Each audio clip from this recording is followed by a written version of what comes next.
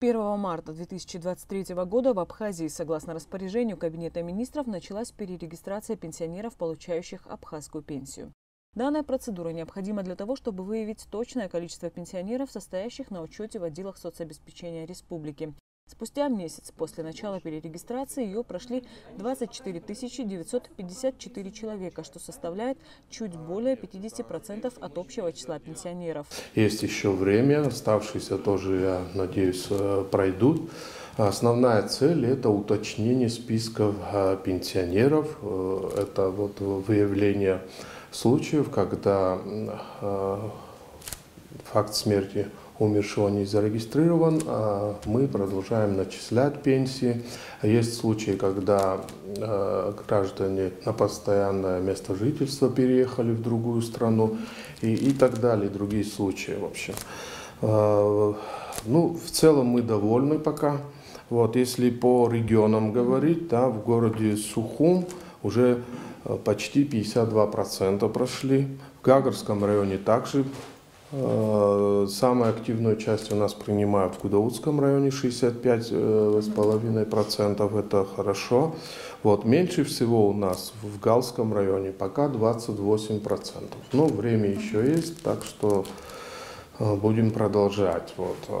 Что касается самой перерегистрации, в случае, если гражданин по состоянию здоровья не имеет возможности самостоятельно приехать и пройти перерегистрацию в отделе социального обеспечения, в таком случае там близкими родственниками, соседями подается заявление с указанием адреса, и работники отдела социального обеспечения обязаны выехать через определенное время в течение перерегистрации и провести перерегистрацию на дому. Руслан Аджба также прокомментировал ситуацию о возврате абхазской стороной незаконно полученных родственниками умерших пенсионеров российских пенсий.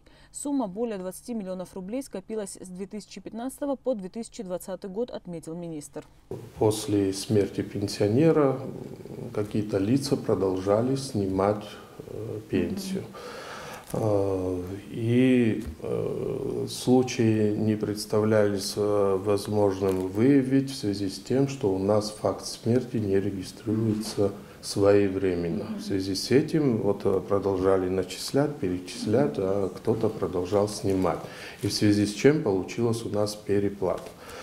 Вот. Переплата была в сумме 24 миллиона, но вот по последним данным, которые нам прислали, уже 20,5 миллиона рублей. То есть уже какую-то сумму, значит, удалось вернуть. Пенсионный фонд Российской Федерации. Органы прокуратуры постоянно занимаются этой работой. В этот период, так как могли снимать в банкоматах, то есть определить, выявить лицо, которое совершило данное действие, не представляется возможным. В связи с чем у нас такое получилось. И как вы знаете, с августа 2020 года у нас приостановлена выплата по картам. И за этот период уже меньше случаев. Даже если эти случаи произойдут, то уже установить лицо, совершившее незаконное действие, гораздо легче. Органам прокуратуры удается выявить случаи и принять меры по возврату этих средств. Возвращаясь к перерегистрации получателей абхазской пенсии, министр соцобеспечения отметил, что выплату пенсии гражданам, своевременно не прошедшим перерегистрацию, будут выдавать со дня приостановления, но не более чем за 6 месяцев. В течение периода перерегистрации с 1 марта по 31 мая выплата пенсии не прекращается. Все получатели будут получать без задержек. Лицам, не прошедшим своевременно перерегистрацию, с 1 июня будет приостановлена выплата пенсии. А лица, прошедшие перерегистрацию после 31 мая, с 1 июня, будет выплачена пенсия со дня приостановки, но не более 6 месяцев. То есть, что имеется в виду?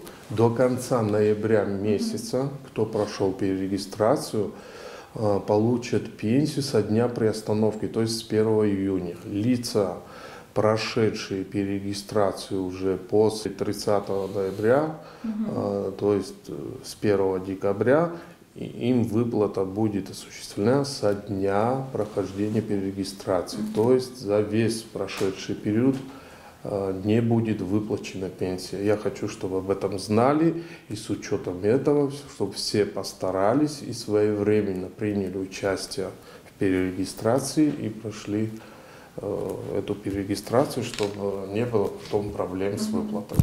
Перерегистрация получателей абхазской пенсии будет проходить до 31 мая. После окончания процедуры Минсоцобеспечение представит отчет о проделанной работе в Кабинет министров. Анастасия Никонова, Инна Лагухава, Абаза ТВ.